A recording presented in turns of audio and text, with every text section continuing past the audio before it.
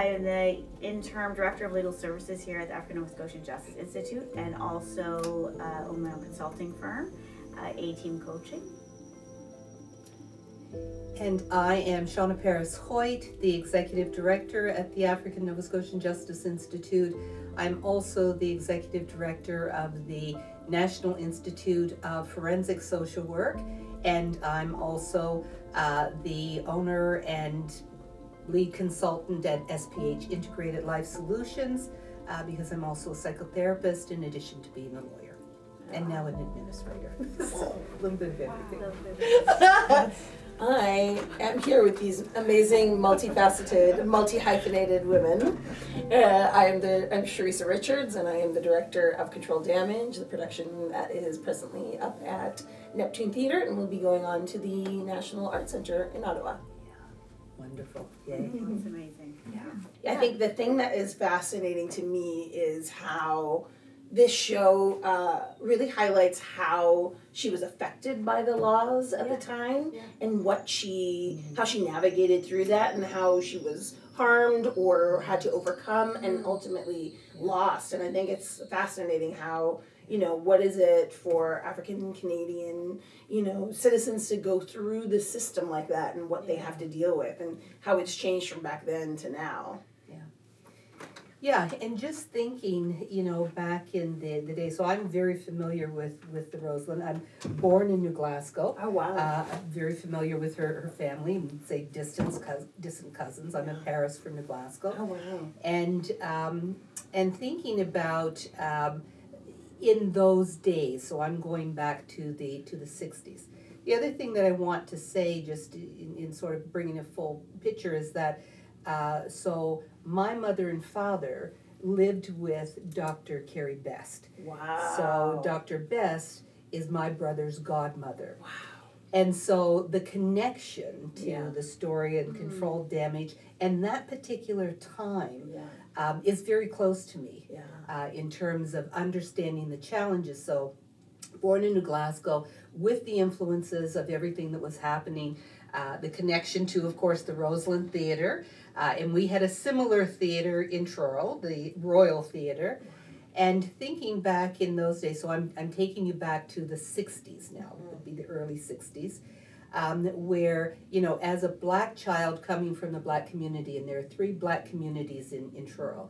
There's the Hill, which is Yonge Street, further up Yonge, then there's the Island and the Marsh. But the one theater, to bring it in context to Controlled Damage. And I can remember as a child, my mom giving me and my brother, 10, 15 cents to go to the theater. And right next to the theater was a hotel, and I remember it was the Belvedere. And it was the only place where you could get the candy, right, to go into the theater. Mind you, they had, the canteen and everything. But I can remember in those days, in the 60s, us not being able to go in and buy the candy. Like we were literally told, to leave the store and so on and so forth. We could always buy at the canteen.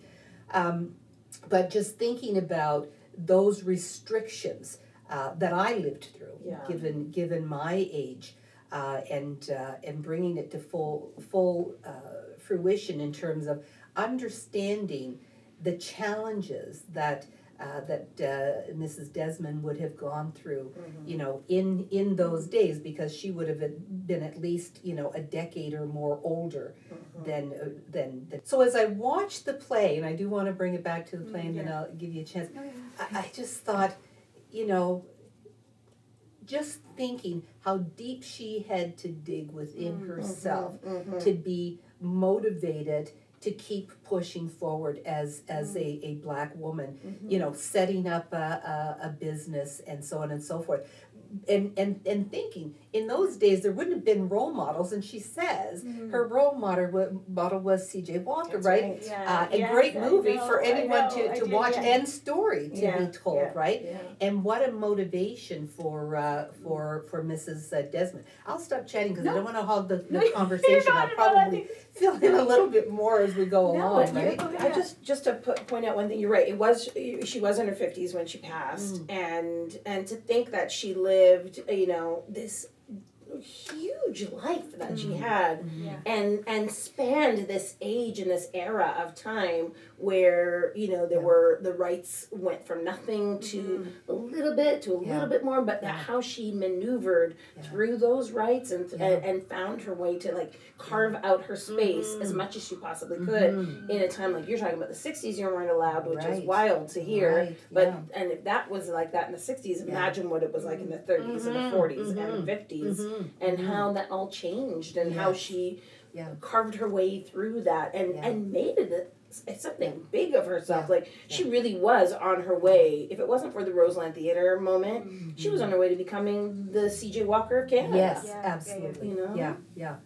Yeah, without question. Yeah.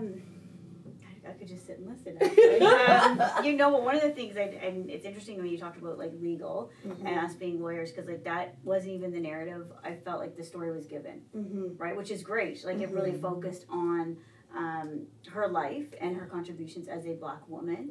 And one of the things that I thought, thinking of the legal case that really stood out to me was that conversation between her and her husband, when he was like, you didn't even put race in it. And I'm like, well, strategically, you didn't put it in it to try to actually move the case through. Because if it was about race, even though we knew, it probably wouldn't have went to that discussion. No. So really just, I found it, for me, and I'll go outside of talking about the legal part now, is just so relatable. Like, I felt that the issues that were brought up, I mean, for me, I grew up in an entrepreneurial family, and when I took over our family business after Dad passing, going to the buildings, it was a cleaning company, and going to the buildings, oftentimes I would bring my husband just to be taken seriously.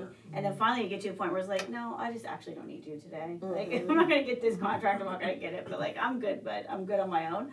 And then when you have children, realizing, especially daughters, that you need to be the voice in the room. And I just felt like the play really enacted that, and that's not what we've known this narrative to be in terms of Viola Davis, Viola Desmond. And I thought this is what we should be talking about as well. Like very historic, but the fight that she had in her, speaking of the 30s. When you really dig in, this play, I feel what it does successfully is dig into who she was as a Black woman and what she fought through and fought for, and broke glass ceilings all over the place. I mean, I was reading in some of my research, it was astounding that a woman in her time in that era would even have a driver's license, never mind drive herself all the way to Sydney.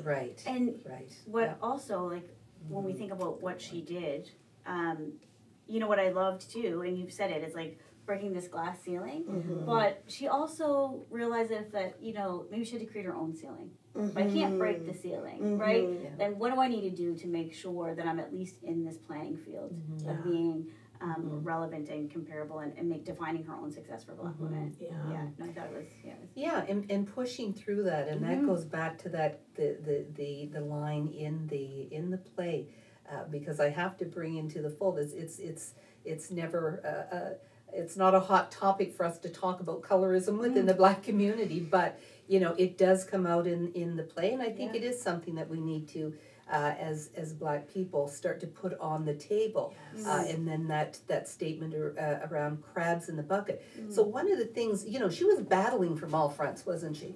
Not only in terms of just being a woman in those not only in terms of being a woman in those days, but being a woman of color, being a Black woman at that time, and all that meant, so based on the gender, the whole piece.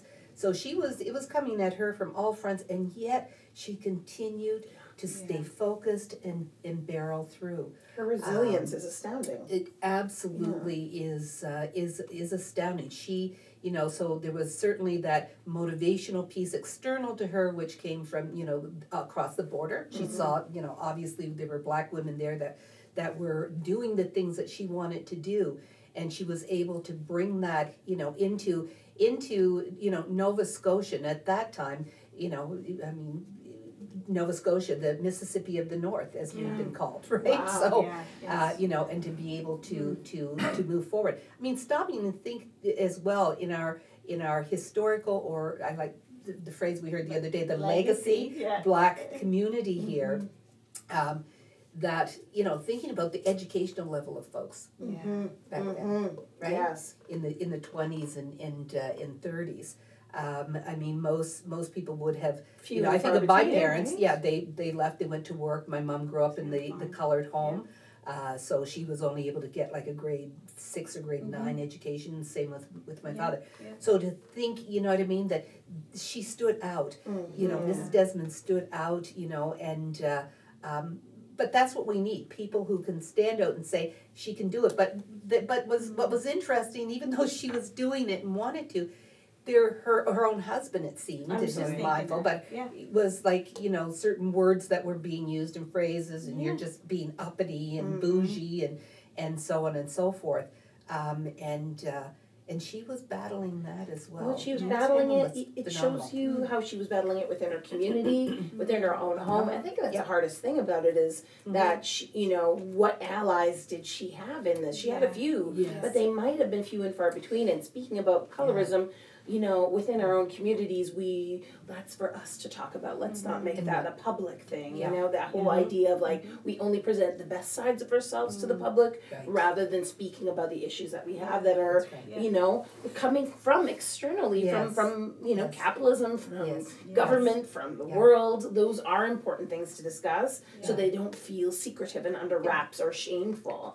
These are important issues to bring to light, and the fact that we're still dealing with these today, which speaks to why this play is still relevant, I think. Absolutely. And I think part of it too, we speak to it because, we were having that conversation just before we came in terms of, we want our families to go but come home. But I think that what this speaks to is the lack of opportunity and growth within Nova Scotia in terms of Black folks. And I'd say African Nova Scotians in particular, our communities are still so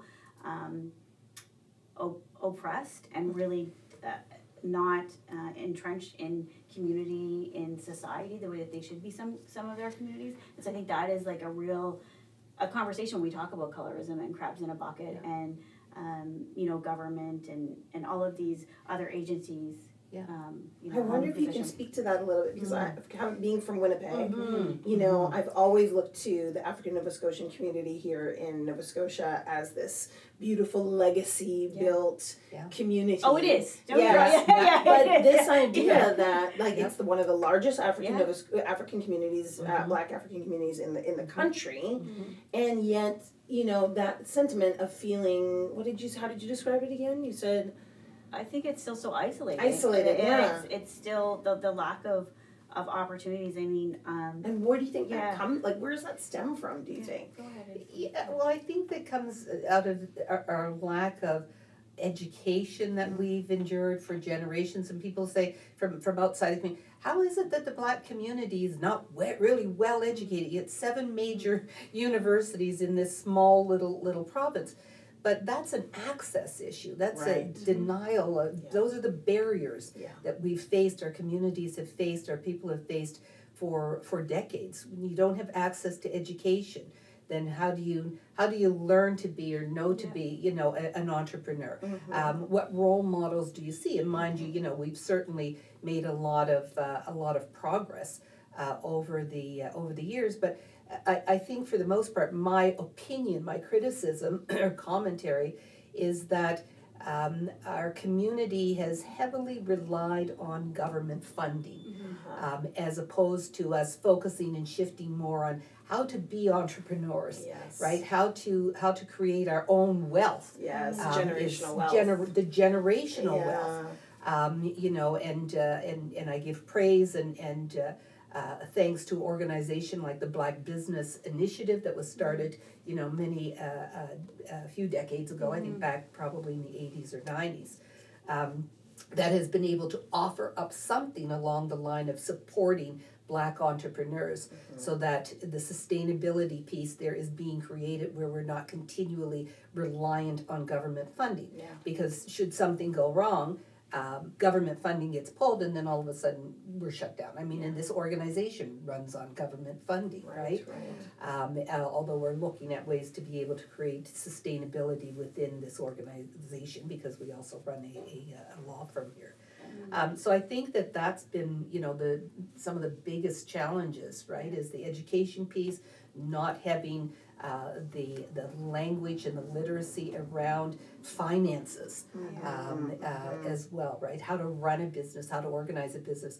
But if you look online now, there are folks out there that are really pushing this forward, and I think of the young woman Tia Upshaw, who is doing phenomenal work, and there are certainly others as well, but she sort of stands out in my mind in terms of the work that she's doing to bring especially Black women along, as entrepreneurs and so on. It's fascinating that you say that too, because that reminds me of the inspiration from Viola, that her work, it says in the play, she says to her husband, I'm going to soon be pregnant and be at home, and I'm setting us up now so that my students can run the companies and learn this and be entrepreneurs themselves. And that idea of bringing others up with you, along with you as you go, is essential to building our communities, I think. And we see people like Tia Upshaw and many others doing that, and that is that born from those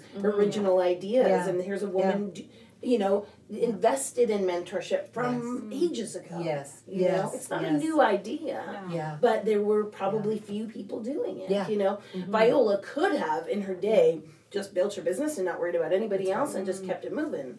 But she didn't. She was invested in her community. And thinking, where that came from as well, because she was an educator. Right? Yes. So she was really about sharing information and educating other people and and opening up her own, shop, not only in terms of service delivery and so on, but also training other people, that whole each one teach one. And then of course as they went on, I mean, the recognition that Mrs. Desmond gets is so well deserved, in this country.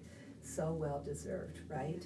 The trailblazers are plenty and many, and especially there's countless of Black women in that community who were making space, and I think that's what's so inspiring when I read the biography of Viola and of Pearline Oliver and countless others, Carrie Bess, that were doing it, in a time where they were women, they didn't have the same rights, but they fought for them, and I think that's so inspiring. And even in the face, there's this, what is this, just to get back to the law part of it, she was brought before a local judge and charged with a violation of the provincial amusement tax law of 1 cent. The hypocrisy of that. And like we were saying, it wasn't about race, it was about taxes, and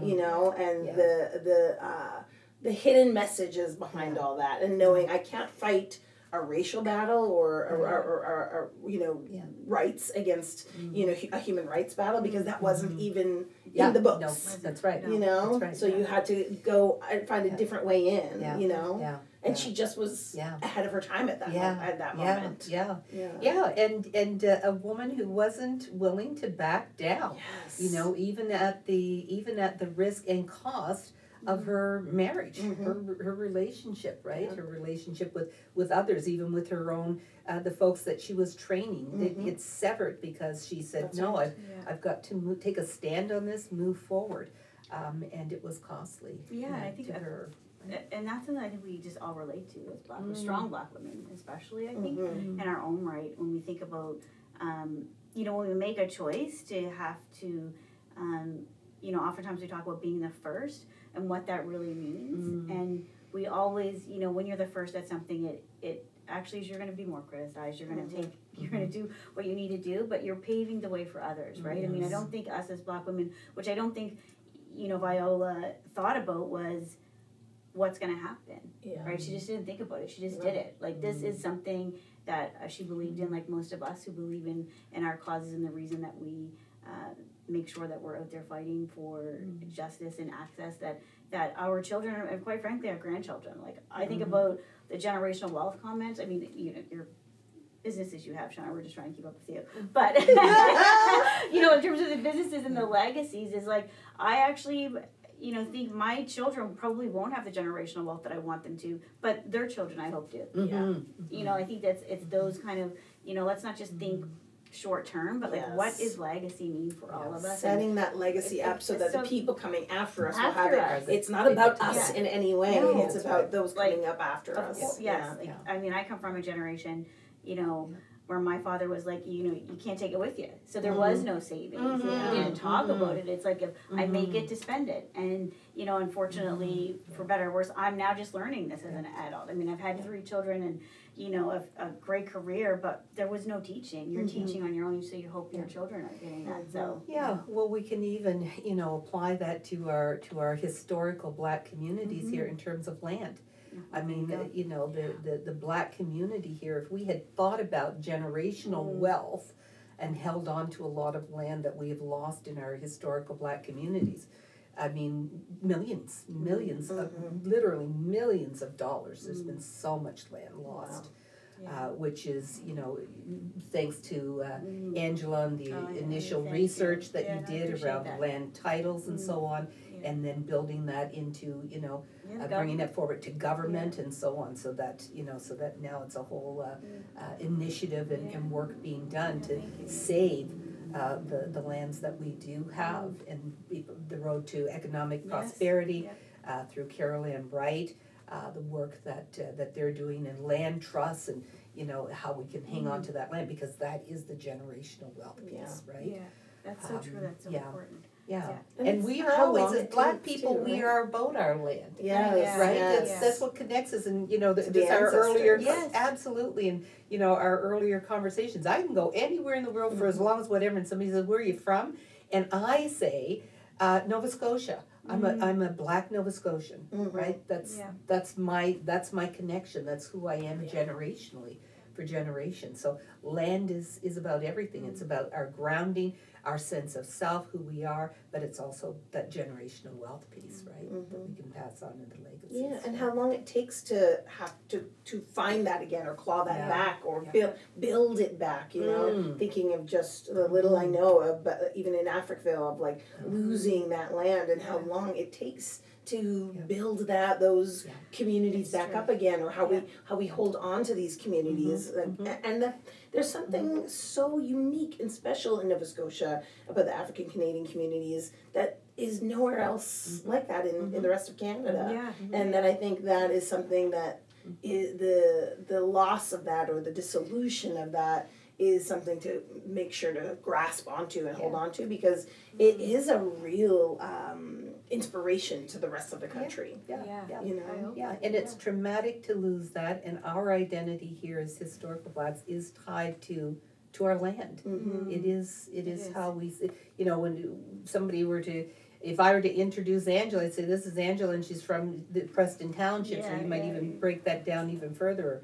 You know, I mean, I haven't lived in Truro in years. This young man here, he's from, his family is from Truro as well, right? And so that's how we we know each other from our last names, right? Which places us, and then from our home communities. Is the other piece, right? So it's true. Like it's East Preston, Cherrybrook, and North Preston, Preston Township. So, you know, it's we're just all connected, I think, too, in terms of you know. And thinking about, you know, I just want to go back to the entrepreneurship piece, you know, thinking about the historical Black communities, and where Black people, in particular, the women were housekeepers, or you know, housemaids, my mom was, or whatever. And thinking about, as you mentioned, you know, Africville, that was an independent community where people were entrepreneurs, whatever it was they were doing, right? In whatever way. I think of my my home community. Everyone worked. The men worked. The women worked. They weren't employed anyway. They were self-employed. So they did concrete work. They did carpentry work in the town. They worked on the we called them the dump trucks, because when you think of environmental racism, the Hill community was right next to the town dump. Right. So, you know, so that's where, you know, a lot of the Black men were able, they had a vehicle, might be one vehicle per family, but the 5 or 6, you know, men and the dad would work that truck and, you know, go down to the town and, you know, and pick up the garbage and that from the stores, you know, and dump it at so they were entrepreneurs even back then.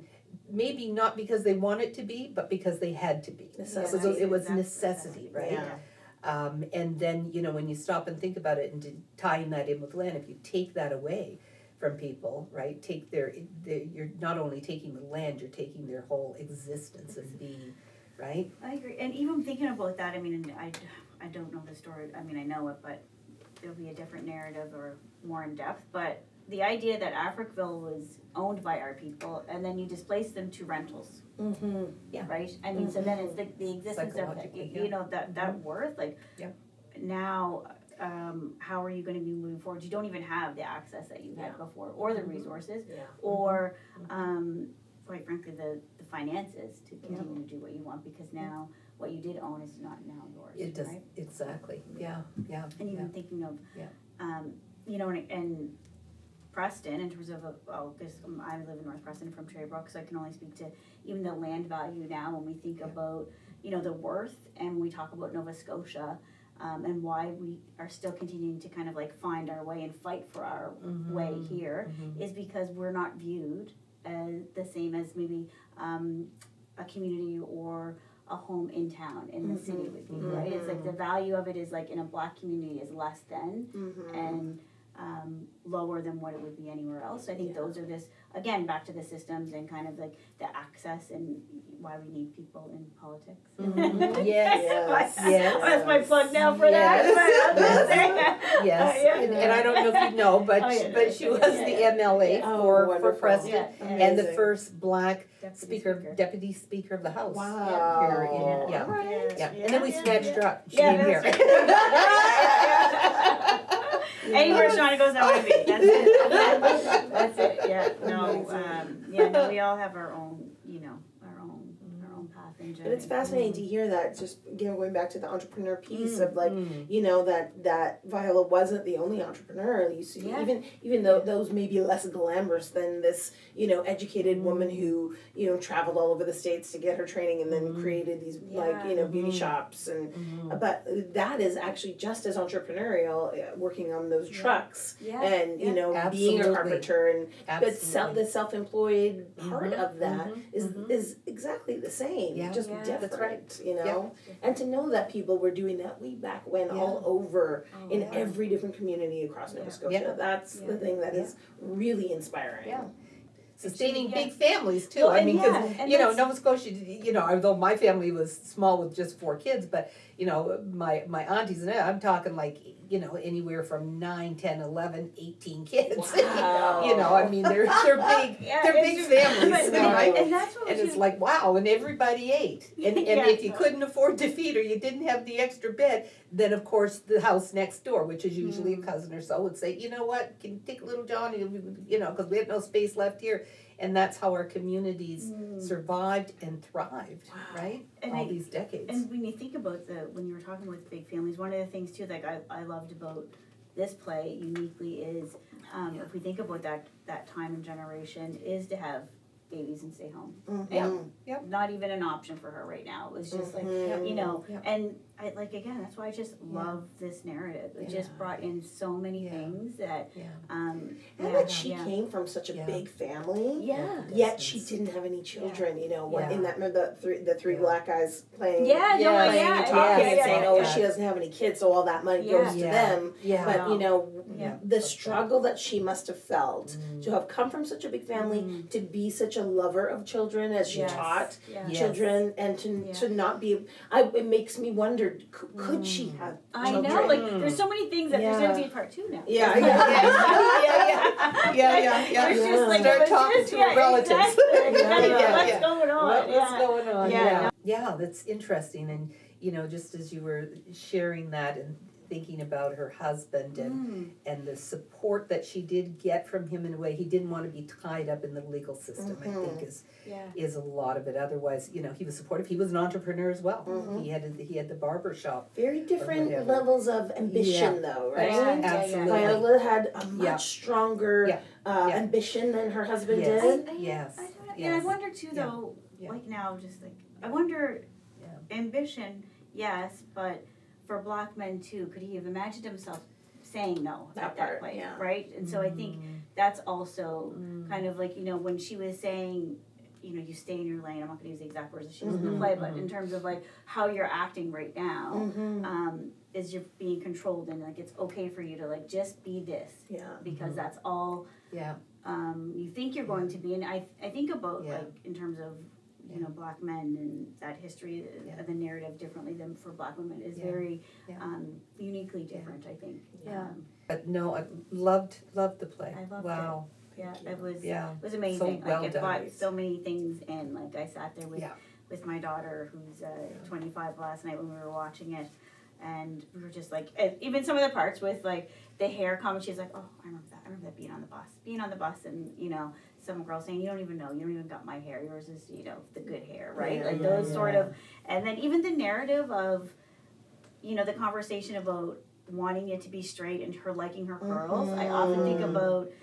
That's such a great discussion, right? And it's such a real reality, especially for, I'd say for Black women, especially when we think about that. I mean, we're kind of embracing our curls now, but that wasn't, when I was younger, it was like, can I get it straight, Mom? Can I get a relaxer? Like, what is happening? Even still today in corporations, like there's like that, there's rules against that. But I think that's what makes this interpretation of Viola so interesting, is that it doesn't paint her it doesn't deify her. It doesn't make her this martyr or this hero. She's still flawed. That conversation with that young Black woman, Laura, in the play shows like your ideas, like the generational divide. It was like a moment I was like, no, she didn't say that. I was like, no, even with the young little Black girl in the school, it's like, oh, this is awkward. I know, but I love, but again, it humanized her, right? And it humanized. She's not perfect. The reality of ours conversations, right? Of like, and and I loved that you could have it, and then they still came back. I think that's that whole idea of the crabs in a bucket. It's like now sometimes Black women are gonna have that conversation and then not talk to you for a couple of weeks. Like, why are you mad about some foolishness? Like, don't you like your hair like mine? I'm done. Right? Like we gotta get better like that. But anyway, that's part 2 again. Andrea Scott, we're ready for part 2. More to come. I know.